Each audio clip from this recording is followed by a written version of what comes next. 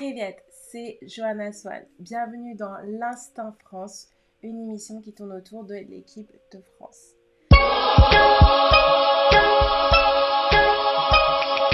Cette première, j'ai une voix particulière. Je m'excuse d'avance, étant malade, donc je n'ai pas ma voix à 100%. Elle risque de varier. Elle peut s'améliorer, se détériorer au cours de cette vidéo. Le sujet du jour, c'est la liste des 23 joueurs convoqués hier par Didier Deschamps. Alors, la liste des 23 joueurs convoqués par Didier Deschamps, il y a certaines surprises et il y a toujours les inconditionnels. Donc, il y a Hugo Lloris de Tottenham. Ça surprend pas, c'est notre gardien. Alphonse Areola, notre second, toujours là avec Steve Mandanda de Marseille. Bon, il n'y a pas vraiment de surprise. Côté défense, il y a Lucas Digne qui est sélectionné. Il y a Léo Dubois de Lyon. Clément Lenglet, je peux comprendre, il n'a pas été mauvais à Barça, en Ligue des Champions. Enfin, mauvais, il a été correct. Prisnel Kimpembe de Paris Saint-Germain, il sort d'une finale de Ligue des Champions, mais il est quand même convoqué. Vraiment, ça fait plaisir pour Paris et il a fait un super bon boulot. Ferland Mendy, pour moi, c'est un petit peu surprenant. Lucas Hernandez, Ferland Mendy du Real, sans commentaire. Lucas Hernandez de Bayern, je comprends à peu près pourquoi il soit là. Parce que même si Bayern, on m'a demandé de pas trop utiliser les joueurs, mais il était plus sur le banc qu'autre chose. Puis, il est toujours blessé, ce joueur, je l'aime bien, mais il est toujours blessé. Donc, c'est un peu particulier. Raphaël Varane, sans commentaire. Dayo Upamecano, qui vient de Leipzig. On peut comprendre, Leipzig a fait une superbe, belle saison, un beau parcours en Ligue des Champions. Donc, certains joueurs vont un petit peu sortir du lot. Au niveau des milieux, parce que là, j'étais passée à la défense, N'Golo Kanté de Chelsea, ça c'est normal. Steven Nzonzi de Rennes, tout à fait normal. Moussa Sissoko de Tottenham, normal. Adrien Rabiot, je reviendrai dessus un petit peu plus tard. Edouard Camavinga de Rennes, lui en fait était convoqué parce que Pogba a le Covid. Au niveau des attaquants, Wissam Ben Yedder de Monaco, Oussem Aouar de Lyon, je reviendrai un petit peu plus tard sur lui aussi. Jonathan Iconé de Lille, on connaît, déjà sélectionné. Olivier Giroud, comment te dire, toujours là. Antoine Griezmann, il est là. Kylian Mbappé, il est là. Alors, vous me dire que c'est un schéma plutôt classique, à part quelques 2-3 changements. Il faut savoir que le match, il faut savoir qu'ils ont été sélectionnés, c'est pour la Ligue des Nations. Donc, ils ont le match le samedi 5 septembre. Donc, ce sera en Suède. Après, ils enchaînent avec un match le 8 septembre. Et après, on les retrouvera en octobre pour un bon petit parcours. Un match amical le 7 octobre. Et puis, ils vont rejouer le 11 et le 14 octobre.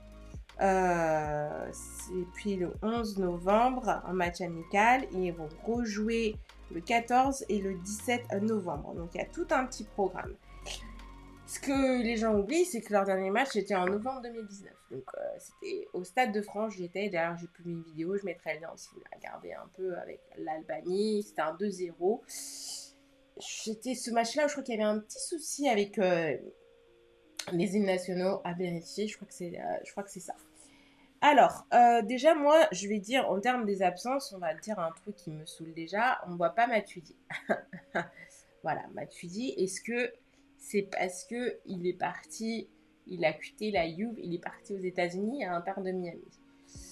Est-ce que, genre, il a signé sa fin en équipe de France et qu'il sera plus en mode plan Z, quoi? Matuidi, il a fait une bonne saison.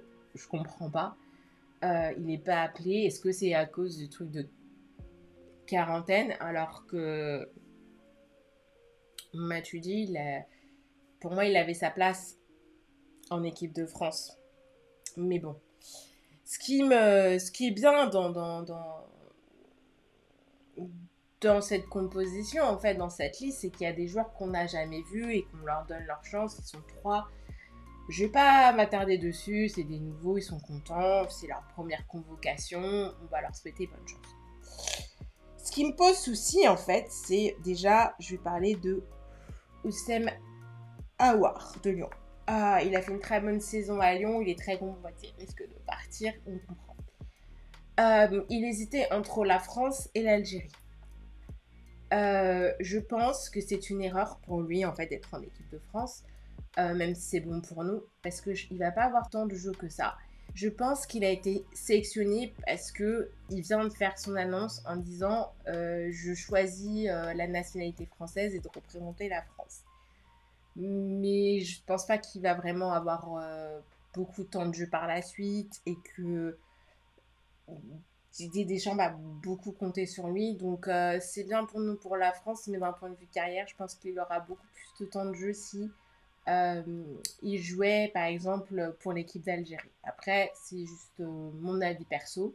Je lui souhaite bonne chance en équipe de France. C'est très bien pour nous en finale, hein, mais pour lui personnellement, je ne sais pas si c'était la bonne, la bonne décision. Maintenant, on va parler sur un cas qui, parce que même si je suis dégoûtée pour Matuidi, etc., et il va me parler sur un cas qui me saoule, mais à un point monumental. C'est le cas Rabiot. Pour moi, Rabiot, en fait, c'était fini. Tant que Didier Deschamps et tout était là, je me dis, le gars est non sélectionnable. Qu'est-ce qu'a fait Véronique pour le faire revenir, en fait? Moi, je comprends pas. Tu, tu voulais pas être réserviste. Tu as dit non à l'équipe de France. Tu as craché un petit peu en disant non, moi, ça me convient pas. Et on te convoque dans la liste des 23. Aïe, aïe, aïe, aïe, aïe. Mais en fait, comment on est arrivé là? Et dans la conférence de presse, où je vous inviterai à regarder, je mettrai les liens si j'y pense, euh, Didier Deschamps, il dit qu'il ne peut pas être arrêté sur une décision et trancher, être catégorique, et voilà. Mais si tu gardes en fait, si tu gardes vraiment cette mentalité, pourquoi tu mets pas Benzema dans ce cas-là? Après, il y a des pros et anti-Benzema.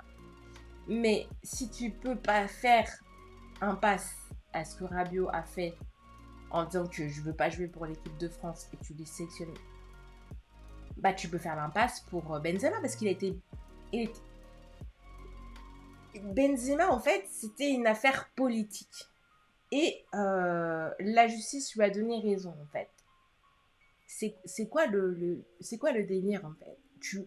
Tu montres que tu peux lyncher un petit peu la France et après être sélectionné et que t'as pas la fierté du maillot.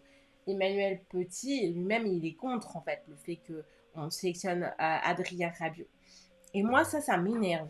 Ça m'énerve catégoriquement que l'on fasse jouer Adrien Rabiot. Moi, je vous laisse me donner votre avis là-dessus.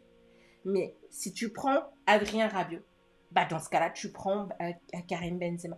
Et l'excuse pour prendre Adrien Rabiot, c'est qu'il a fait une bonne fin de saison avec la Juventus.